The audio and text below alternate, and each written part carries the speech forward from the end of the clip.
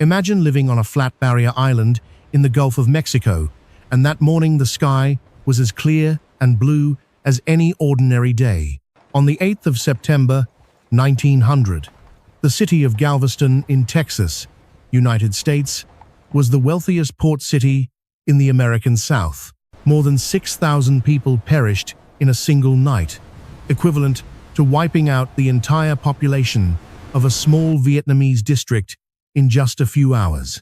This remains the deadliest natural disaster in all of United States history, a record no hurricane since has ever surpassed. What is staggering is that meteorologists already knew a storm was approaching, but they were wrong about its direction in a way that proved unforgivable. So what made a prosperous, confident, and wealthy city, the pride of the American South, completely powerless against a single storm? Galveston sits on a barrier island across the Gulf of Mexico, roughly 50 kilometers long and less than 3 kilometers wide at its broadest point. The highest point on the entire island reached only about 2.6 meters above sea level, lower than the roof of an ordinary single-story house. In 1900, Galveston had 82,000 residents, was the largest city in Texas, and was wealthier than both Dallas and Houston at that time. Every day, ships carried cotton, wheat, and cattle from Galveston's port to the world, bringing a prosperity that residents believed would last forever. The people of Galveston knew they lived on a low, flat island, but their confidence in the technological progress of the new century made them complacent. Throughout the 1890s, several engineers had proposed building a seawall to protect the city, but the proposal was rejected as too expensive. The night before the disaster, the fourth storm of the 1900 hurricane season was coiling in the Gulf of Mexico, with wind speeds exceeding 200 kilometers per hour. The United States Weather Bureau had received warnings from Cuba that the storm was heading directly for Texas, but they dismissed that information, trusting their own forecast instead. By the morning of September 8th, waves were already crashing unusually high on Galveston's beach, and water from Galveston Bay behind the island had already risen to ankle height. Some curious residents had gone to the beach to watch the large waves. None of them knew these were the last hours they could safely leave the island. By noon, the only road connecting the island to the mainland, the bridge across Galveston Bay, was completely submerged and no longer passable. 82,000 residents of Galveston were now completely trapped on an island lower than the sea level, rising around them every hour. And the real storm had not even arrived yet. By 4 in the afternoon, water levels had risen more than 1.5 meters across the island, and winds had reached true hurricane force, snapping trees along Broadway Avenue. This was no longer ordinary flooding. This was the entire Gulf of Mexico tipping itself onto this flat island, like an enormous bucket being deliberately overturned. The hurricane made landfall around 8 in the evening, with a central pressure dropping to 936 millibars, equivalent to a Category 4 storm on the modern Saffir-Simpson scale. The storm surge reached 4.6 meters, nearly double the height of the island's highest point, meaning not a single square meter of land on all of Galveston remained dry. Peak.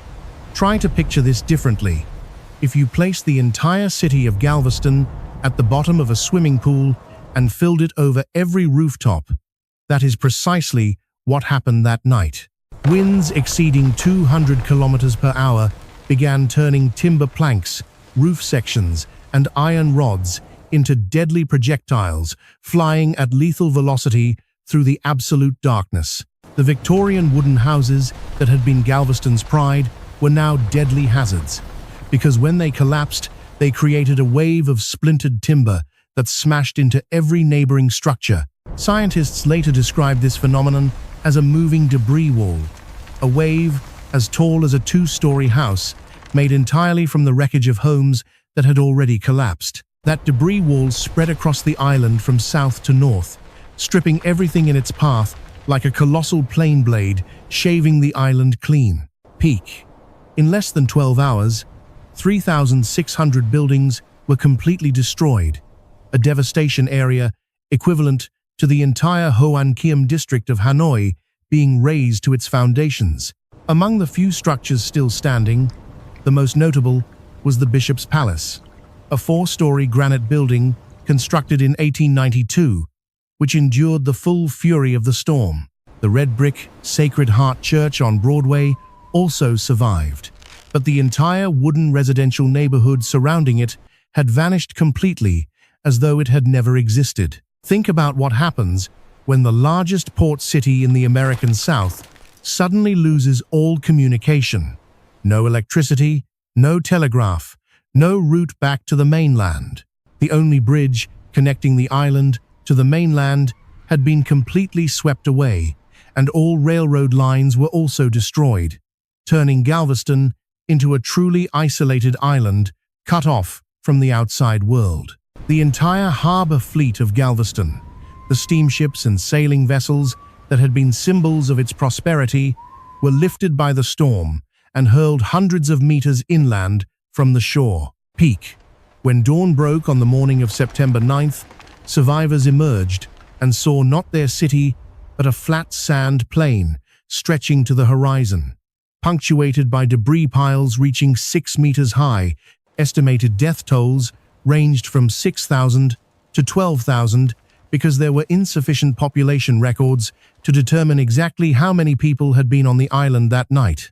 To deal with the enormous number of casualties, authorities initially decided on sea burial, carrying the dead out to sea by boat. But the ocean returned them to shore within only a few days. Ultimately, authorities had no choice but mass cremation directly on the island, burning enormous pyres right on the streets of Galveston for weeks on end. The smell of smoke from those cremations spread across the entire island and drifted on the wind all the way to mainland Texas, becoming an inescapable reminder of the disaster's scale. This was no longer merely a geographic disaster. This was the moment the wealthiest city in the American South lost nearly 1/10 of its entire population in a single night. News of the disaster took 2 days to reach the outside world, because every telegraph line had been severed and messengers had to row boats or wade across to the mainland. When the first telegraph from Galveston reached Washington, D.C. on September 10th, President William McKinley immediately ordered the full mobilization of all federal relief forces. The American Red Cross, under the command of Clara Barton, who was then 78 years old, arrived in Galveston and organized the largest relief operation in the organization's history to that point. In the 3 weeks following the disaster, more than 1,000 metric tons of food, drinking water, and medical supplies were transported into Galveston by boat because the road bridge had not yet been restored. Despite the scale of the disaster, the people of Galveston decided not to abandon the island, and within the first weeks, they had already begun rebuilding their city. But this time, they decided to do what engineers had proposed years earlier and been refused for being too expensive: build a massive seawall protecting the entire southern face of the island. This concrete wall rose 5.2 meters high, was nearly 5 meters thick at its base, and ran 17 kilometers along the Gulf-facing side, completed in 1904. But the wall alone was not enough, because if seawater could still flood over the back of the island, the wall was only half a solution, and the people of Galveston knew it. Chief Engineer Henry Martin Robert proposed a solution unprecedented in American civil engineering history, raising the entire foundation grade of Galveston City by 1 to 5 additional meters.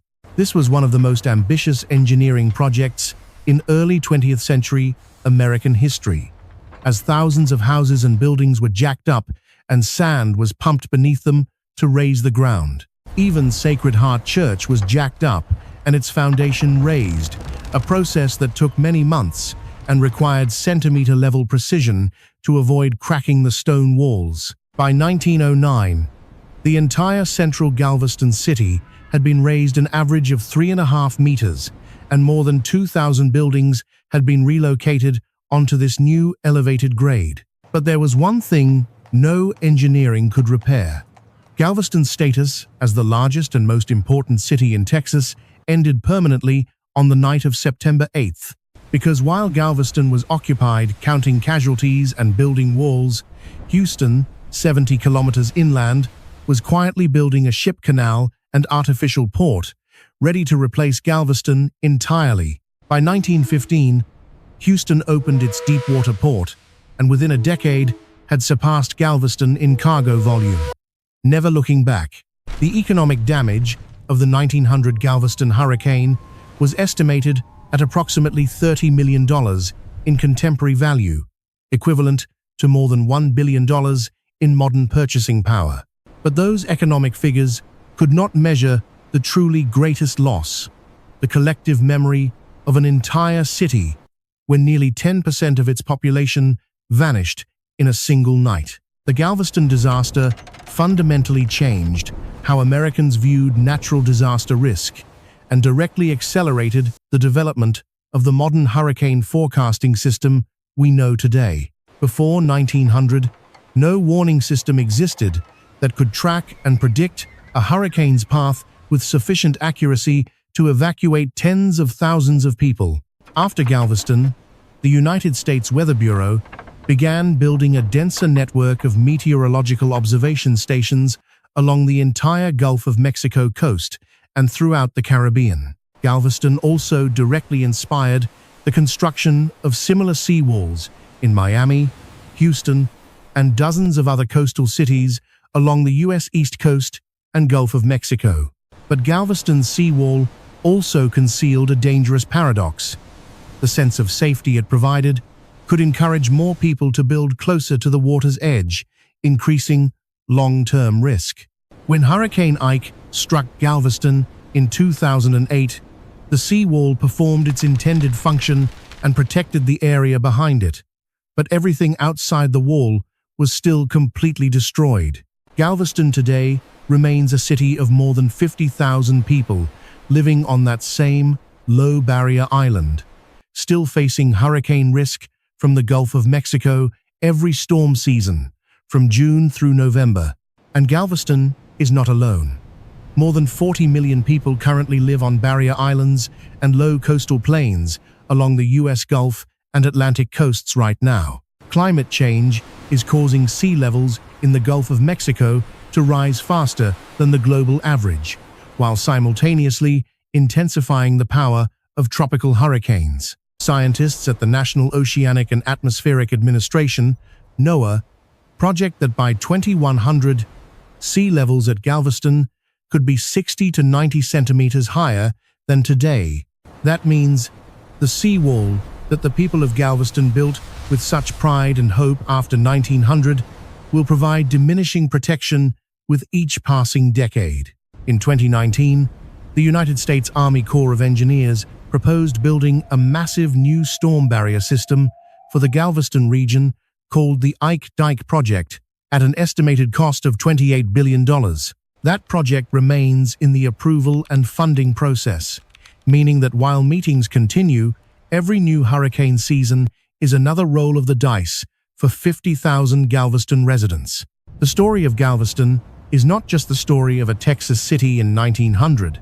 It is the story of every low-lying coastal city in the world now facing the same choice.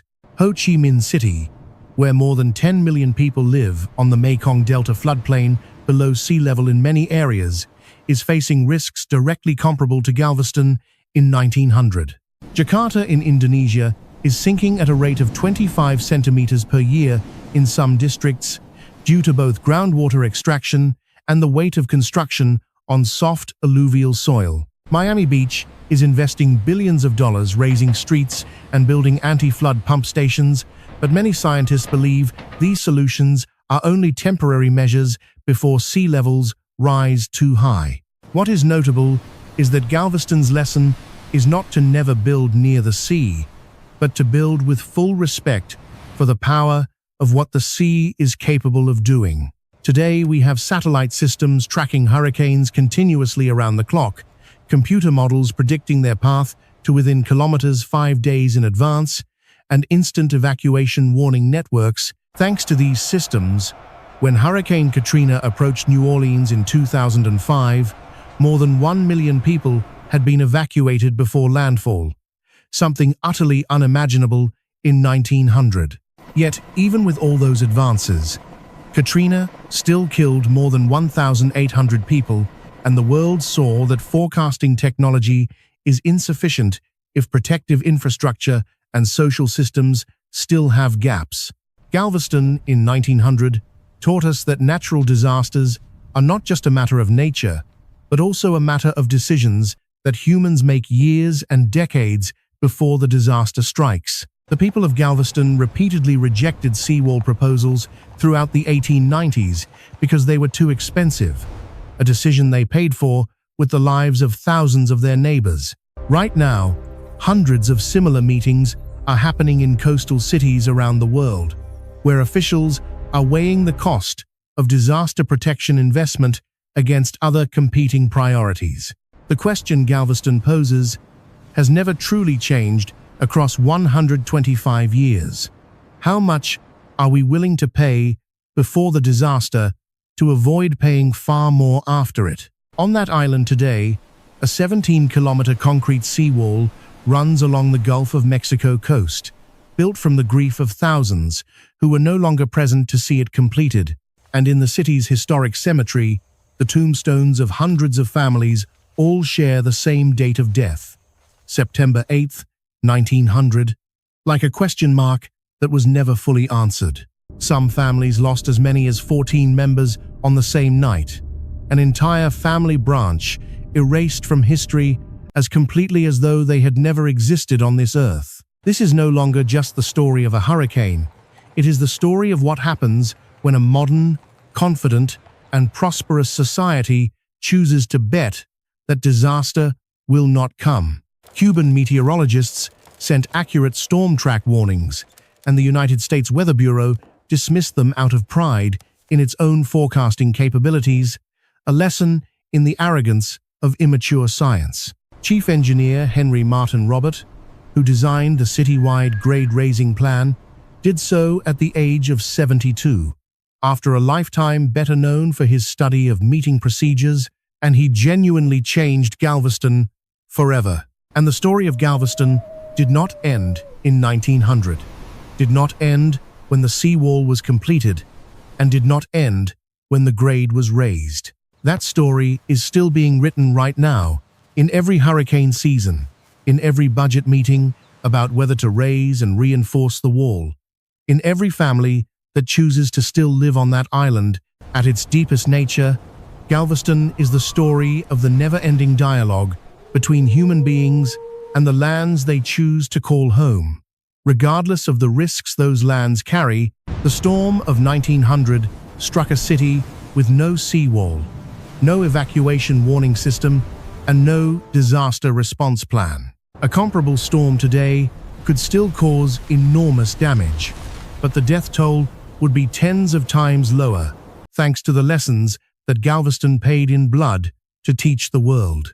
Every coastal person in the world, from Da Nang to Manila, from Chennai to Miami, lives in a city that has learned at least part of that lesson in one way or another. And Galveston today stands as a reminder in concrete and history that preparedness is not pessimism.